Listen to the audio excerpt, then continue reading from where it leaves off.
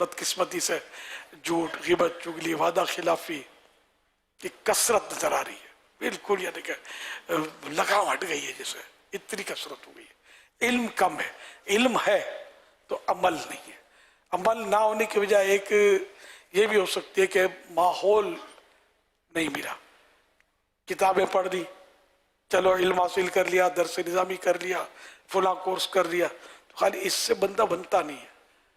صحبت صالح ترا صالح کنت، صحبت طالح کرا طالح کنت۔ اچھے کی صحبت تجھے اچھا بنا دے گی، برے کی صحبت تجھے برا بنا دے گی۔ اچھی صحبتیں نایاب نہیں تو کامیاب ضرور ہے۔ یوں بھی مطلب یہ ہے کہ مسائل ہے، ایک دم سے امام بن گئے، اس سے پہلے کوئی صحبت تو ملی نہیں ہے اس کو، جو باطنی کوئی تربیت ہو، اس کی ظاہری طہارت کے مسائل جانتا ہے، باطنی طہارت کا ٹھکانہ ہی نہیں ہے، اندر گناہوں کا گند کچرا بھرا ہوا ہے، حرص بھری ہوئی ہے، بدگمانیاں بھری ہوئی ہیں، غیبتیں، تہمتیں، تکبر، ریا، عجب، پتہ نہیں کیا کیا اندر میں بھرا ہوا ہوتا ہے۔ ان کی معلومات بھی کم ہوتی ہے، یہ بھی بتا دو، باطنیات کی معلومات کم، ظاہری اس لیے معلومات ہو جاتی ہے کہ بیان کرنا ہوتا ہے، جھوٹ کی مذمت کرنی ہے تو جھوٹ ظاہری گناہ ہے، تکبر باطنی گناہ ہے،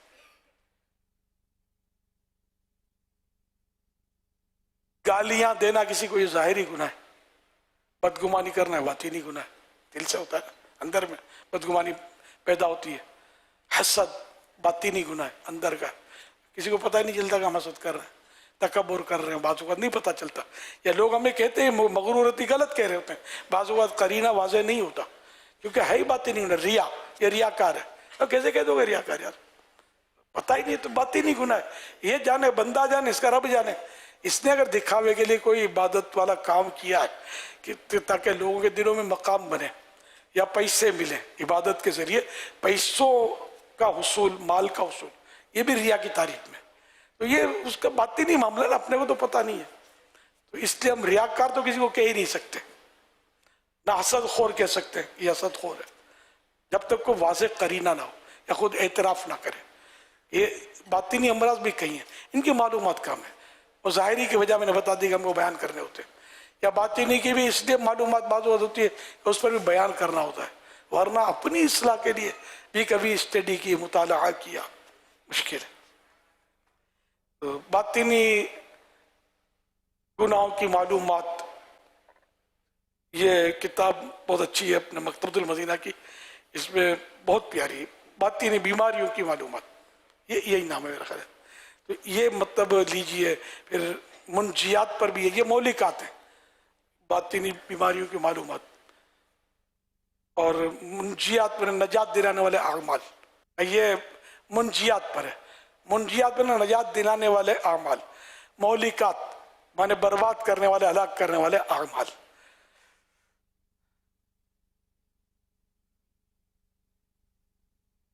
زیادہ بولنے، خوب کہہ لگانے اور مذاق مسخری کرنے سے عزت و وقار میں کمی آتی ہے۔ مقتدیوں سے، یعنی جو اپنے پیچھے نماز پڑھ رہے ہیں وہ مقتدی کہلاتے ہیں، تو مقتدیوں سے زیادہ بے تکلف بھی مت ہوں، ورنہ آپس کا لحاظ جاتا رہے گا، یہ اپنا وقار بھی رکھنا ہے۔ اللہ پاک توفیق دے، اللہ پاک مجھے بھی عمل کی توفیق دے، ہم سبھی کو عمل کی توفیق دے، جو کمی کوتاہی ہے اللہ پاک معاف کر دے، اور ہمیں درست طریقے پر اس عظیم منصب امامت کو نبھانے کی سعادت بخشے، استقامت بھی بخشے، اور دنیاوی حرص کی وجہ سے کہیں ایسا نہ کہ ہم امامت سے محروم ہو جائیں، امامت کرتے کرتے دنیا سے رخصت ہوں۔ صلو علی الحبیب صلی اللہ علی محمد۔ آپ نے بہار شریعت کے جو 4 حصے پڑھنے کی ترغیب دلائی تھی کہ نماز کے مسائل، تو مکتبۃ المدینہ کی جو ایک رسالہ ہے نماز کا طریقہ، تو اگر اس کو بھی اگر آپ فرمائیں کہ یہ اگر پڑھیں تو یہ کافی آسان کیا گیا اس میں مسائل، نماز کے مسائل۔ جی، اور اپنے نماز کے احکام، یہ بھی تعداد ہوگی امام صاحبان کے پاس، شاید یہ کتاب ہوگی، نماز کے احکام، اور نماز کا طریقہ جو الگ، اس میں بھی رسالہ ہے وہ نماز کے احکام میں، تو یہ بھی ہونا مفید ہے کہ کئی مسائل ایسے جو بہار شریعت میں آپ کو نہیں ملیں گے وہ ان میں مل جائیں گے، کہ معلومات کر کے علماء سے مشاورت کر کے کئی مسائل ایسے ہوتے ہیں جن میں کچھ مطلب ہے کہ وہ ضرورتاً ان کی وضاحتیں ہوتی ہیں، اس طرح کے بھی انشاءاللہ آپ کو اس میں کچھ نہ کچھ مسائل ملیں گے جو کارآمد ہوں گے۔ صلو علی الحبیب صلی اللہ علی محمد۔ السلام علیکم ورحمۃ اللہ وبرکاتہ۔ وعلیکم السلام ورحمۃ اللہ وبرکاتہ۔ محمد حسان اتاری نکیال کشمیر سے۔ مدنی فیس الحمدللہ اس رمضان مبارک میں ایک 12 ماہ مکمل ہو چکا ہے، اور اس سوال کی مدنی فیس یہ ہے کہ تخصص کے بعد انشاءاللہ دوبارہ 12 ماہ کرنے کا ذہن ہے۔ کیا مطلب پورا ہو چکا ہے؟ ایک 12 ماہ اس رمضان اچھا، مبارک 12 ماہ کا سفر دعوت اسلامی کے مدنی قافلوں کے حساب سے، ماشاءاللہ۔ اس رمضان مبارک میں ایک 12 ماہ مکمل ہو چکا ہے، تخصص کے بعد انشاءاللہ دوبارہ 12 ماہ کرنے کا ذہن ہے۔ اچھا، تخصص کون سا کر رہے ہیں آپ؟ تخصص فی الفقہ۔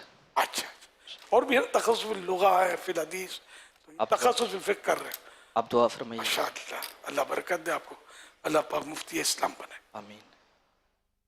سوال یہ عرض ہے، امام صاحب مسجد میں خوش اخلاقی کا مظاہرہ کرتے ہیں، گھر میں ایسا نہیں ہوتا، اس بارے میں کیا کرنا چاہیے، اور آپ کا گھر میں رویہ کیسا ہوتا ہے، اس بارے میں ارشاد فرمائیے۔ آپ نے ابھی مطلقاً امام کا کہا، امام صاحب کا لوگوں کے سامنے رویہ اچھا ہوتا ہے، گھر میں کیسا ہوتا ہے؟ پھر ایک سابقہ امام سے پوچھ رہے ہیں آپ کا رویہ کیسا ہوتا ہے؟ تو آپ نے تو مطلق کہہ دیا نا، سب کا ایسا ہی ہوتا ہے۔ اس میں بعض لفظ بولنا چاہیے کہ یا عموماً یا کئی امام ایسے ہوتے ہیں جن کا رویہ عوام کے سامنے درست ہوتا ہے، مگر گھر میں رویہ درست نہیں ہوتا۔ تو یہ کہ تخصیص ہو گئی نا کہ جو غلط کرتے ہیں وہ غلط کرتے ہیں، اور ایسے امام بھی تو ہوتے ہیں نا اچھا کرتے ہیں، گھر میں ماحول ان کا اچھا ہوتا ہے، گھر والے اسے محبت کرتے ہوتے ہیں۔ اچھا، پھر کسی فرد کو پوچھنا کہ آپ کا رویہ کیسا ہوتا ہے، یہ بھی تھوڑا آزمائش والا سوال ہے۔ اب تو صحیح بات ہے کہ میں تو یوں دیکھو تو گھر میں تو میرے جتنے بھی تھے تقریباً، وہ اوپر جب میری بڑی بہن اور ہم ساتھ رہتے تھے تو وہ تو فوت ہو گئی۔ اب میں اگرچہ میرے بچوں کی امی ہے، بچے اپنے اپنے گھر پہ ہیں، تو بچوں کی امی کے ساتھ بھی کمی میں اوپر رہتا ہوں، یہ نیچے رہتی ہیں، کبھی بیٹی کے گھر چلی گئیں، کبھی اپنے بھائی کے گھر چلی گئیں۔ بوڑھوں کی زندگیاں اسی طرح ہوتی ہیں، سارے ختم ہو جاتے ہیں، آگے پیچھے ہو جاتے ہیں، یا گھر الگ ہو جاتے ہیں، تو یہ بیچارے اس طرح زندگی گزارتے ہیں۔ تو میرا وہ انداز نہیں ہے کہ میں گھر اپنے بچوں کے جا کے گھروں پہ رہوں۔ مجھے الحمدللہ گھر میسر ہے، میرے بڑے بیٹے نے مجھے دیا ہوا ہے، حاجی عبید رضا نے، نیچے وہ رہتے ہیں، اوپر میں رہتا ہوں۔ ہمارا اچھی جگہ جہاں جنت ہال میں کھانا کھانے آئے تھے، یہ حاجی رضا کی ہی ویسے انہی مکان ہے، میرے نام پر جھونپڑی بھی نہیں ہے، نہ کوئی سائیکل ہے میرے نام پر، نہ میرا کوئی بینک بیلنس ہے۔ میں بڑا امیر و کبیر ہوں، کیوں؟ اس لیے میں بڑا امیر و کبیر ہوں، شہد و سرا کا اسیر ہوں، در مصطفیٰ کا فقیر ہوں، میرا رفعتوں پہ نصیب ہے، بلندیوں پر نصیب ہے، الحمدللہ۔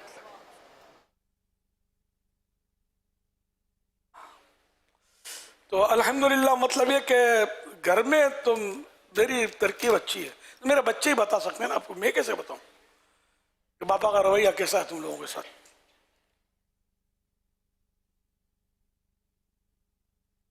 اور رہا یہ کہ امام کا اس طرح کرنا، تو ہر امام تو ایسا نہیں کرتا یقیناً، لیکن جو ایسا کرتے ہیں تو ان کو گھر میں بھی پیارے آقا صلی اللہ علیہ وسلم کا تو اس طرح کا ارشاد ملتا ہے نا۔ اللہ پاک کے پیارے پہ آخری نبی صلی اللہ علیہ وسلم فرماتے ہیں، تم میں بہترین وہ ہے جو اپنے گھر والوں کے لیے بہترین ہو، اور میں اپنے گھر والوں کے لیے تم سب سے اچھا ہوں۔ حوالہ ترمذی جلد 5 پیج نمبر 475، حدیث نمبر 3921۔ فرمان آخری نبی صلی اللہ علیہ وسلم، تم سب میں بہترین وہ ہے جو اپنی عورتوں اور بچیوں کے ساتھ اچھا ہو، اور سرکار کا تو ہر عمل سب سے بہتر ہے، تو یہ بھی عمل بہترین تھا۔ گھر میں اپنا رویہ. تو یوں امام صاحبان یا مبلغین یا کسے باشد کوئی بھی ہو فرد کہ لوگوں کے سامنے میٹھا میٹھا بنے, بچ بچ جائے اور گھر میں شیر ببر کی طرح دہاڑتا رہے, تو یہ تو نہیں ٹھیک نا. گھر میں باہر میں ہر جگہ اللہ پاک ہمیں دیکھ رہا ہے, تو جہاں جہاں اللہ دیکھ رہا ہے وہاں میٹھے میٹھے بن کر ہی رہنا ہے, اور کوئی ایسی جگہ نہیں کہ اللہ نہیں دیکھ رہا. صلو علی الحبیب صلی اللہ علی محمد. حضور جیسے بعض اوقات آمدنی کے ذرائع کم ہوتے ہیں تو گھر والوں کا تعاون اگر مل جاتا ہے تو پھر دین کا اور اس طرح کی جو اچھی خدمت ہے جس سے اسلام کا دین کا کام بھی پھیلتا ہے اس میں آسانیاں ہو جاتی ہیں. اس بارے میں آپ کیا فرمائیں گے کہ اگر بطور امام کسی کی آمدنی کم ہو تو گھر والوں کو کیسے کوپریٹ کرنا چاہیے, خود ان کو کیسے صبر و تحمل کا مظاہرہ کرنا چاہیے؟ ظاہر ہے کہ وہ گھر میں بھی بعض اوقات تو ماحول اچھا ہوتا ہے گھر میں کہ ان چیزوں کو پسند کرتے. جیسے میں نے امامت کی تو میرے گھر میں کوئی مسئلہ کبھی بھی نہیں ہوا امامت کے تعلق سے کہ مولانا نہیں بننا ہے. جب سے داڑھی آئی میں نے الحمدللہ رکھ لی, کبھی داڑھی منڈا ہی نہیں ہے, ایک مٹھی سے گھٹا ہی نہیں ہے الحمدللہ. حالانکہ اس وقت داڑھی کا ماحول نہیں تھا, یہ ایک حیرت سے دیکھا جاتا تھا کہ داڑھی رکھی ہے. میں نے میرے ارد گرد کی بات کر رہا ہوں, ہمارے میمن لوگ جو ہیں ہم لوگ بس بیپاری لوگ ہیں, برادری ہماری میمن ہے, میمن مولانا, یہ کہ نئی چیز تھی. اب تو ماشاءاللہ ایک سے ایک میمن علماء بلکہ مفتی بن گئے اپنے پاس الحمدللہ. لیکن وہ دور بتا رہا ہوں میمن بیپاری. تو یوں مطلب یہ کہ الحمدللہ مطلب یہ کہ میرے ساتھ تو گھر میں اس معاملے میں کبھی کوئی اس طرح کا پیش نہیں ہے, لیکن میں اور کچھ بھی کسب کرتا رہا. اب گھر کا میں ہی سرپرست تھا, کچھ نہ کچھ میں محنت مزدوریاں کر کے اپنا مطلب حساب کتاب چلاتا رہا اور امامت بھی کرتا رہا. یہ بھی کوئی مطلب پیٹ کا برا کوئی نہیں کرتا. ہمارے امام صاحبان بھی میرے کو ٹیوشن پڑھاتے ہوں گے, کوئی مطلب یعنی کہ مدرسے پڑھاتے ہوں گے, تو کوئی تدریس فرماتے ہوں گے جو مدنی ہیں, مدرس بھی ہوتے ہیں. المدینہ علمیہ میں جیسے اپنے ہوتے ہیں تو اس میں بھی امام بھی ہوتے ہیں اور یہ بھی کر رہے ہوتے ہیں, پھر تدریس بھی کر رہے ہوتے ہیں. ایک ہی دن میں کئی مطلب یہ حساب کتاب سے کر رہے ہوتے ہیں. تو یوں ذرا پیٹ بھی مانگتا ہے, مہنگائی بھی اب تو مزید بڑھ گئی ہے, ضرورت تو ہوتی ہے. تو یوں یہ صاحبان بھی کر رہے ہوتے ہیں. کوئی ایسا مشکل ہو کہ جو بہت بڑا کوئی خطیب اعظم ہو اور اس کو ٹائم نہ ملتا تو پھر وہ خطاب کرنے جاتا ہے اسٹیجوں پر, وہاں نوازشیں ہو جاتی ہیں. کچھ جانب اپنا حساب کتاب چلتا رہتا ہے. امام ویسے غریب طبقہ ہے کیونکہ یہ یوں پارٹی نہیں ہوتے کہ یہ سب کروڑوں پتی اربوں پتی بن گئے, لیکن پیٹ بھر جاتا ہے. عام طور پہ یہ نہیں ہے کہ کوئی بولے امام بنے گا تو بھوکا مر جائے گا یا صرف مسجد کی روٹیوں پر ہی گزارا کرے گا, لوگ دیں گے تو کھائے گا, ایسا نہیں ہے. کچھ تو کوئی ہاتھ پیر مار کے آدمی ترکیب بنا لیتا ہے. میں نے اپنی مطلب صرف امامت کی تو ساتھ میں اور کچھ کسب کیا, لیکن وہ پڑھانے کے ٹیوشن اور یہ میں نے نہیں کیے, نہ بچے پڑھائے کبھی پیسے لے کر زندگی میں. تو اپنا پیٹ بھر جاتا ہے الحمدللہ. پیٹ بھرا تھا جبھی تو بیٹھا ہوں یار, بھوکا نہیں بھرا. اللہ پاک کہتے ہیں نا بھوکا اٹھاتا ہے, بھوکا سلاتا نہیں ہے. پرندے بھی کھا لیتے ہیں پھر صبح نکلتے ہیں واپس لوٹتے ہیں تو پیٹ بھر کے ہی آتے ہیں نا. ہم لوگ تو حریص لوگ ہیں تو جمع کرتے ہیں, پرندہ کا جمع کرتا ہے.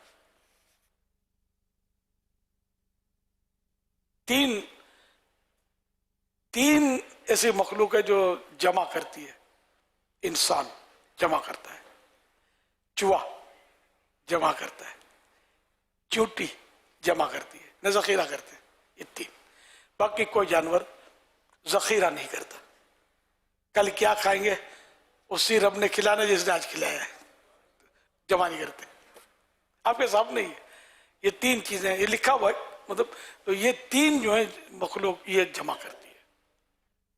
جنات کے بارے میں خاموشی ہے, مخلوق تو یہ بھی ہے لیکن اب زمینی مخلوق, جنات تو فضائی مخلوق, خلائی مخلوق, کیا بولیں اس کو, مخلوق تو یہ بھی, اس کے بارے میں پتہ نہیں. کھاتے پیتے ہیں یہ بھی, ان کی بھی غذائیں تو ہیں. صلو علی الحبیب صلی اللہ علی محمد. السلام علیکم ورحمۃ اللہ وبرکاتہ. وعلیکم السلام ورحمۃ اللہ وبرکاتہ. محمد ناصر مدنی، جامع مسجد عثمانیہ فیضان مدینہ تلمبہ، تحصیل میاں چنو، ضلع خانیوال سے حاضر ہوں. یا سیدی، عرض یہ ہے بسا اوقات ہمارا کوئی کسی کو تعارف کرواتے ہوئے ہمارے ایسے القابات بول جاتے ہیں جو کہ ہمارے اندر وہ صفات نہیں، مثلا کوئی مفتی صاحب یا علامہ صاحب کہہ دیتے ہیں، تو کیا برابر والے کو اس صفات بولنے سے منع کر سکتے ہیں؟ کیا مسکرا سکتے ہیں، جھوم سکتے ہیں خوشی سے؟ اگر آپ کو اپنے مفتی ہونے پر مہر لگانی ہو نا کہ واقعی مفتی ہیں، تو میں کہاں مفتی یار، ان پڑھ آدمی ہوں، یہ کہیں گے نا بولے یار یہ واقعی مفتی ہے. ان ساری تواضع کر رہے ہیں، حالات ایسے ہی منع کریں گے تو لوگ زیادہ بولیں گے. لیکن یہ کہ اب عوام کو مفتی کس کو بولتے بھی نہیں پتا ہوتا. عوام کے اب کئی ایک کو نہیں پتا کہ مفتی کی ڈیفینیشن کیا ہے، تعریف کیا ہے. میں نہیں پوچھتا آپ سے، لیکن نہیں پتا ہوتا مفتی بولتے کس کو ہیں. تو یوں عوام مفتی بولتے ہیں تو بھی کوئی ان کے نزدیک یہ نہیں ہوتا کہ بھائی عام عالم کی تعظیم کم ہوتی ہے تو مفتی کی تعظیم زیادہ ہوتی ہے. ان کو یہ سمجھ نہیں پڑتی ہوگی. تو بہرحال لے کے جہاں موقع ہو تو یہ کہہ دیا جائے کہ بھائی میں مفتی نہیں ہوں، مجھے مہربانی کر کے نہ کیا کریں. مفتی کی مطلب تعریف وسیع ہے، اور میں نے تو بس مولوی فاضل کیا ہے اگر کیا ہے درس نظامی، ورنہ یہ اعتراف کر لیں میں نے درس نظامی بھی نہیں کیا. درس نظامی کرنے والا عالم ہو جائے ضروری نہیں ہے، لیکن ایک کورس صحیح ہے. عالم تو علم سے بنتا ہے. اعلیٰ حضرت فرماتے ہیں سند کوئی چیز نہیں ہے، علم ہونا چاہیے عالم کے پاس. تو یوں وضاحت کر دینا بھی اچھا ہوتا ہے کہ بعض اوقات ایسے القاب دیتے ہیں جو واقعی ضمیر آدمی کا ملامت کرتا ہے کہ یار اس کی ہوا بھی نہیں لگی، اپنے کو بیچارے کیا کیا سمجھ رہے ہیں. تو موقع کی مناسبت سے چلنا چاہیے. صلو علی الحبیب صلی اللہ علی محمد. عمران اتاری، نور سر فضان مدینہ، بہاول نگر سے حاضر ہوں. امیر اہل سنت کی بارگاہ میں میرا یہ سوال ہے کہ جماعت سے امام صاحب کو کتنی دیر پہلے مصلی پر بیٹھ جانا چاہیے؟ اس کی تو کوئی قید نہیں ہے. اعلیٰ حضرت رحمۃ اللہ علیہ سے سوال ہوا تھا کہ لوگ کہتے تھے کہ 5 منٹ پہلے آ جاؤ، اس طرح کا سوال ہوتا. تو اعلیٰ حضرت نے فرمایا کہ یہ مطالبہ نہ ہو، بلکہ یہ کہا جائے کہ امام صاحب ٹائم پر تشریف لے آئے. وہ جو ٹائم ہے گھڑی کا، جیسے 8 بجے جماعت ہو رہی ہے تو 8 کے ڈنکے پر امام مصلی پر ہو. اگر 8 بجے سے پہلے بڑے بوڑھے جو پہلے آ جاتے ہیں وہ مڑ مڑ کے دیکھ رہے ہوتے ہیں، ابھی امام صاحب نہیں ہے، گھڑی دیکھیں گے، کبھی اپنی دیکھیں گے، کبھی مسجد کی گھڑی دیکھیں گے آگے پیچھے تو نہیں ہو گئی ہے. تو اگر ایسا ماحول ہے تو 2-3 منٹ ایڈجسٹمنٹ کر دیں، اپنا کچھ کمپرومائز کر دیں، جلدی آ جائے کرے تاکہ ان بیچاروں کو مطلب تشویش دور ہو بزرگوں کی. تو یہ بھی ثواب کا کام ہے کہ ان کی تشویش آپ دور کریں گے، اور جتنا جلدی آئیں گے ثواب میں تو اضافہ ہی ہوگا. کہ مسجد نماز کے انتظار میں جو ہے وہ بھی نماز میں، پھر آپ مسجد کی فضاؤں میں بیٹھیں گے تو گھر کی فضا میں بیٹھنا اور مسجد کی فضا میں وہ بھی بنیت اعتکاف بیٹھنا ہے تو فائدہ تو ہے. تو یوں موقع کی مناسبت سے ہو، لیکن یہ مطالبہ اور یا یہ کوئی قاعدہ نہیں کہ 5 منٹ پہلے آ جائے یا 3 منٹ پہلے آ جائے. نہیں، ٹائم پر جماعت ہونی چاہیے. That's all. صلو علی الحبیب صلی اللہ علی محمد. السلام علیکم ورحمۃ اللہ وبرکاتہ. وعلیکم السلام ورحمۃ اللہ وبرکاتہ. ابو بہار محمد وقار اتاری عرض کر رہا ہوں، گارڈن ویسٹ کراچی سے. سوال یہ ہے کہ اپنی مسجد میں ایک امام کو اب جو مقتدی ہوتے ہیں ان کو اپنی طرف کس طرح اٹریکٹ کرنا چاہیے، اور جس دوران آپ ایک امام تھے مسجد کے تو آپ کا مقتدیوں کے ساتھ انداز اور رویہ کیسا ہوتا تھا؟ اور مدنی فیس میری یہ ہے کہ انشاءاللہ تعالی دسمبر کے مہینے میں انشاءاللہ العزیز خود بھی مدنی قافلے میں سفر کروں گا، اور انشاءاللہ مقتدیوں کو تیار کر کے ایک مدنی قافلہ پورا انشاءاللہ لے کر جاؤں گا انشاءاللہ. ماشاءاللہ. اٹریکٹ کریں لوگوں کی نفسیات معلوم ہو اور ان کی نفسیات کے مطابق سلوک کرے تو یہ کہ لوگ آپ کے قریب آئیں گے، لوگوں سے ملیں، ان کے سکھ دکھ میں حصہ لیں، مگر دعوتیں نہ کھائیں، خصوصاً مالداروں کی، اس سے بچیں۔ ہاں بعض اوقات یہ یوں آئے گی دعوت کہ وہ ہماری دادی کا فاتحہ آ کے پڑھ جائیں، اس میں چلے مطلب۔ باقی جو پرائیویٹ دعوتیں ہوتی ہیں نا، ان سے بچنا چاہیے کہ ان سے مطلب لوگوں کی انگلی اٹھ سکتی ہے، اور وہ پرائیویٹ دعوتیں کرنے والے بعض اوقات ہوتے ہیں بس دوستی ہو جاتی ہے، اور یا بعض اوقات کھاتے پیتے ہوتے ہیں، کھاتے پیتے آدمیوں سے دوستی، مالداروں سے دوستی جو نا یہ آدمی کے لیے بعض اوقات وہ نقصان دہ ہوتی ہے، لوگ باتیں بناتے ہیں کہ جب دیکھو میں نے دعوت دی تو امام صاحب کو ٹائم نہیں تھا، مالدار کا فون آیا تو حاجی صاحب آیا میں نے خود اپنے کانوں سے سنا۔ یہ اگر کوئی سی بات کسی کو پڑھ گئی تو کتنوں میں آپ کو ڈیگریڈ کرے گا، خود بھلے وہ گناہ گار تو ہوگا اس طرح ڈیگریڈ کرنے والا، لیکن یہ کہ نقصان تو اس کا بھی اور آپ کا بھی ہوا۔ تو یوں موقع کی مناسبت سے، یہ نہیں کہ مالدار سے کوئی تعلقات رکھنا کوئی گناہ کا کام ہے، انما الاعمال بالنیات، لیکن عوامی طور پر مطلب ہے کہ ہمیں بیلنس ایکول رکھنا چاہیے، اور غریب کو فرسٹ نمبر دینا چاہیے۔ غریب کی دعوت آئی، مالدار کی دعوت آئی تو غریب کو اختیار کیا جائے، یہ میرا آپ سے مشورہ ہے۔ اس میں آپ انشاءاللہ زیادہ کامیاب ہوں گے، اللہ کرے گا وہ ضمیر بھی مطمئن ہوگا، بگاڑنا بھی نہیں ہے کسی سے، نہ مالدار سے نہ غریب سے۔ اس طرح مطلب انشاءاللہ آپ لوگوں کے سکھ دکھ میں حصہ لیں گے تو یہ آپ کے قریب آئیں گے، ان سے مسکرا کر ملیں گے، ان کو بات بات پہ ٹوکیں گے نہیں، ڈانٹیں گے نہیں۔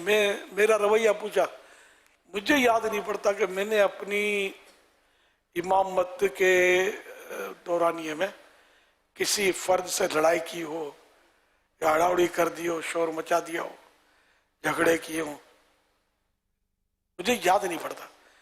میرا مطلب انداز زندگی جو تھا ویسے بھی میں جھگڑالو طبیعت نہیں پاتا۔ اگر میری جھگڑالو طبیعت ہوتی یا بیجا جذباتی ہوتا میں تو شاید دعوت اسلامی کا کام میرے ہاتھ میں نہ آتا۔ جب آدمی تنظیم میں جب لے کے چلا تو ایک سے ایک جہاں تعریف کرنے والے تھے، مخالفت کرنے والے بھی تھے، باتیں بھی بناتے تھے، کیا کیا بولتے تھے، جا کے غریبان پکڑ لوں، دھو ڈالوں، پیٹ ڈالوں، مار ڈالوں، کھا جاؤں، ایسی طبیعت نہیں تھی۔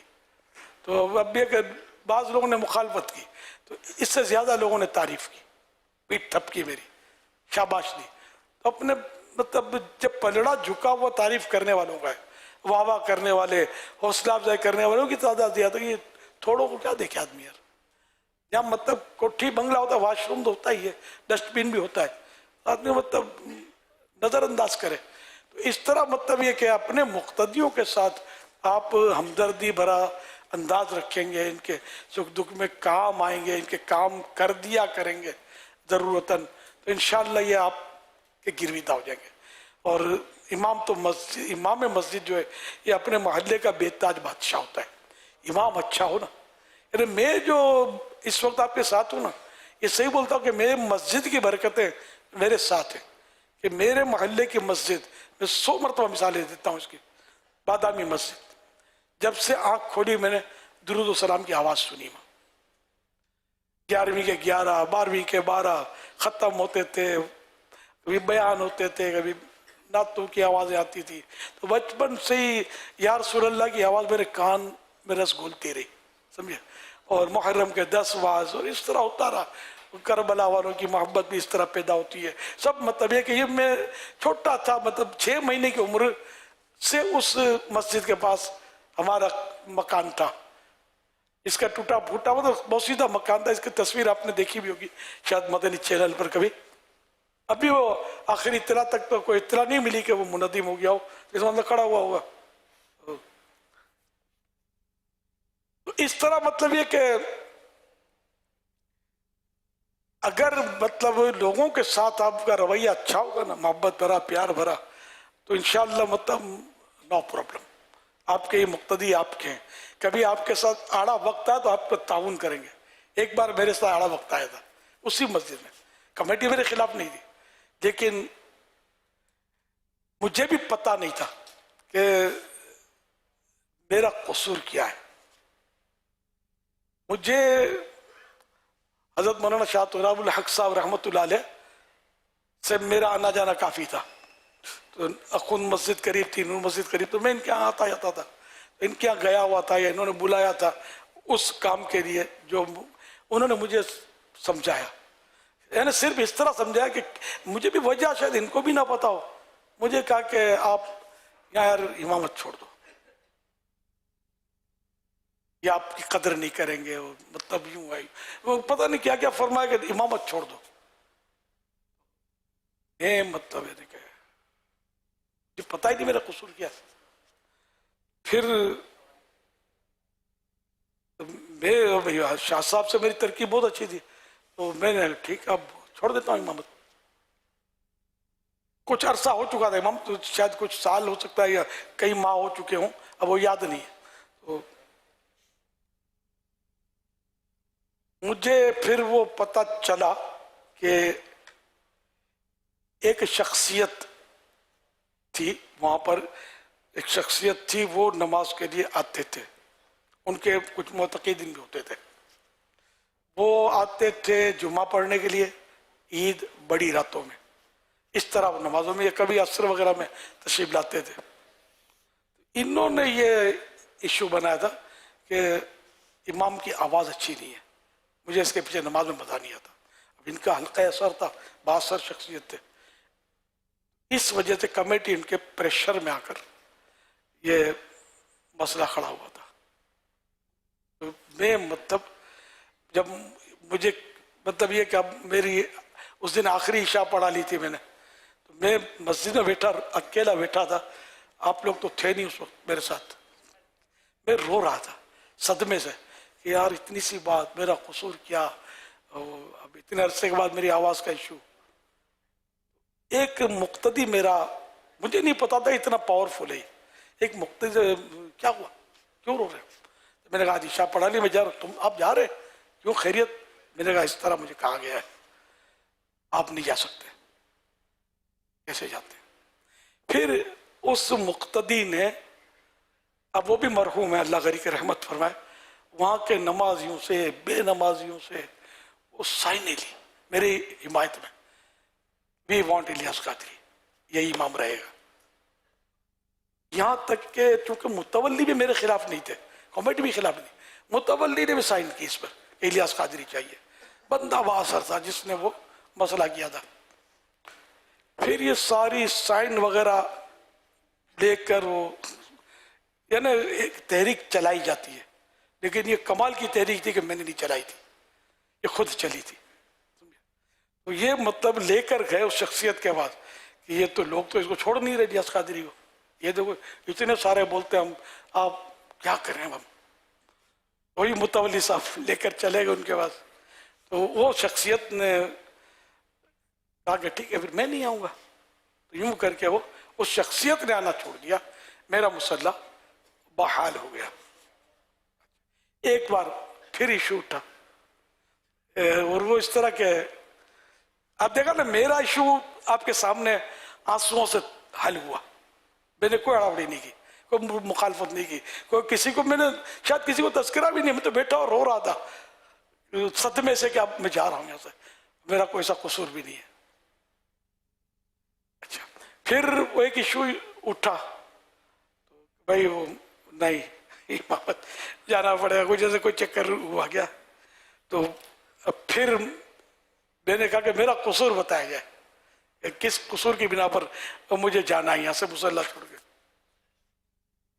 تو وہ پھر اس دور کے جو مؤذن صاحب تھے وہ بھی بیٹھے، کمیٹی بیٹھی، اور میں نے کہا کہ مجھے شاید اس وقت پتہ نہیں تھا کہ ایشو کیا ہے میرے یہاں سے فراغت کا. میں نے کہا کہ کیا مسئلہ ہے، کیونکہ اس طرح اگر میں دعوت اسلامی شروع ہو چکی تھی، میں تو بدنام ہو جاؤں گا اگر میں اس طرح میری ترکیب آؤٹ ہوگی یہاں سے. تو مجھے پتا ہے تو یہ قصور کیا ہے. اب کمیٹی والے مؤذن کی طرف اشارہ کیا آپ بتاؤ. اب وہ گھبرائے کہ آخر کار مخارج غلط ہیں وغیرہ. भाई मेरा कौन सा मखरज, हर्फ कौन सा गलत है जो मतलब जिससे नमाज नहीं होती, अब बताएं। मैं मुझे इमामत नहीं चाहिए, आप बोलोगे तो भी नहीं रुकूंगा, मैं सबकी नमाजों को बोझ लूंगा, तो अपनी नमाजें भी दोहराऊंगा अगर मेरे मखारी इस तरह के जो गलत हुए तो। अब फिर तय ये हुआ कि दारुल उलूम जदिया चलते हैं, वहाँ टेस्ट होगा मेरा, चलो। तो हम लोग दारुल उलूम अमजदिया कमेटी वाले और 2-3 अफराद के साथ में गया। हज़रत मौलाना कारी मुस्लिहुद्दीन साहब रहमतुल्लाह अलैह ने वो मेरी क़िराअत सुनी, सूरह फातिहा और चंद सूरतें मुझसे सुनी, फिर कमेंट्स लिखे, मुतासुरात लिखे कि इलियास कादरी की मैंने क़िराअत को चंद सूरतें सूरह फातिहा की सुनी और मैंने इसको मा यजूज़ु बिही सलाह के तहत दुरुस्त पाया। जैसे नमाज दुरुस्त हो जाती है तो इसके तहत मैंने दुरुस्त पाया और यूं करके वो लिख कर दिया। फिर हज़रत मुफ्ती वक़ारुद्दीन साहब रहमतुल्लाह अलैह की बारगाह में हमारा वफ्द पेश हुआ, तो ये तो हंस रहे थे कि इलियास कादरी और इमामत के काबिल नहीं है, इसके मखारिज गलत है। कि मैं तो हज़रत की खिदमत में बहुत आना जाना था, वही शफ़क़त फरमाते थे। तो खैर वो मुफ्ती वक़ारुद्दीन साहब रहमतुल्लाह अलैह ने भी मतलब बहुत अच्छे तासुरात दिए। फिर कारी साहब भी पहुँचे थे, विजय कारी मुस्लिहुद्दीन साहब, तो मुफ्ती वक़ारुद्दीन साहब ने हंसते हुए फरमाया, कारी साहब आप भी तैयार रहें, आपका भी टेस्ट होना है। इलियास कादरी से जैसे शुरू हो गया टेस्ट इमामों का। अरे इतना इनको हैरत हो रही थी कि इलियास कादरी इतना पुराना और मतलब इस तरह इसके ऐसे मखारिज गलत है कि नमाज ही नहीं होती। तो यूं मतलब यह कि ये मसला भी मेरा हल हो गया। फिर मोहद्दिन साहब रिजाइन कर गए, घबरा कर या शर्मा कर। मैंने उफ भी नहीं किया था इन पर, कोई मैंने इनसे बात नहीं की आपने क्यों ऐसा किया। मैंने कहा मेरी झगड़ालू तबीयत, मारा मारी अड़ा उड़ी और बंदे पीछे कर देना, उसकी ढुलाई पिटाई, कभी इस तरह का अल्हम्दुलिल्लाह मेरा मिजाज नहीं है। बहरहाल वो खुद शर्मिंदा होकर या खुदा जाने क्या कैफियत हुई उनकी कि ये तशरीफ ले गए। और अब अगर इनको गलत फहमी थी तो अल्लाह पाक इनको माफ़ फरमा दे। अगर कोई कसदो इरादा था तो मेरा हक अगर तलब किया तो मैंने इनको माफ़ किया, अल्लाह इनकी मग़फ़िरत फरमाए और इनके सदक़े मेरी बख्शिश करे। हाफिज़ कुरान थे, कोई झगड़ा नहीं, सुन्नी थे माशाअल्लाह, लेकिन बस इनका ये बेचारों का गलत फहमी हो गई। क्या हो गया कि कोई मखरज भी नहीं बताया कि फ़लाँ गलत है, मखारिज गलत है, हुरूफ गलत है, इस तरह था।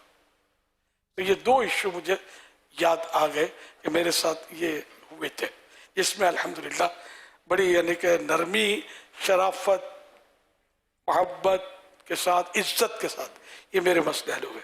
अब अगर आप बनाओगे ग्रुप, ऐसे मसले खड़े हुए, फिर इज्जत से आप बहाल भी हुए तो बेहाल होकर बहाल होंगे, इज्जत से नहीं आएंगे, कुछ लोग आपके खिलाफ हो जाएंगे। इसलिए वो बस अब मिजाज में नरमी हो, शफकत हो, हिकमत अमली से मसाइल हल करने की शुद्ध बुद्ध हो, तो अब ये कुदरती अता भी होती है बाज़ों को कि वो ऐसे मौके पर खुद को किस तरह संभाल लें, ये अपना अपना हिस्सा होता है। अल्लाह पाक हम सब पर रहम फरमाए। तो मुक़्तदियों के साथ अच्छे बनकर रहना है, तो इंशाअल्लाह इस तरह दीन की खिदमत होगी। वहाँ दीन की खिदमत होती है, हफ्तावार इज्तिमा होता था हमारा और काफ़ी काम होता था वहाँ।